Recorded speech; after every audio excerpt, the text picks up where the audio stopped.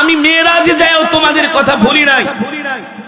যখন আল্লাহর নবীর ইন্তেকাল হয়ে যাবে, নবীজি অসুস্থ হয়ে গেছেন, নবীজি অসুস্থ হয়ে গেছেন। আম্মা জান আয়েশাকে বলে, আয়েশা আমার মেসওয়াকটা দাও। আল্লাহর নবী সুন্দর করে মেসওয়াক করলেন, ওযু করলেন। মেসওয়াক ওযু করে আল্লাহর নবী শুয়ে পড়লেন। হঠাৎ করে দরজার মধ্যে আওয়াজ, পাশে নবীজির স্ত্রীরা বসে আছে, হযরত ফাতেমাতুজ জাহরা রাদিয়াল্লাহু তাআলা আনহা বসে আছে। আল্লাহর নবী ডাক দেয়া বলে, ফাতেমা ঘরের দরজাটা খুলে দাও, ইফতাহিল বাব, ঘরের দরজা খোলো।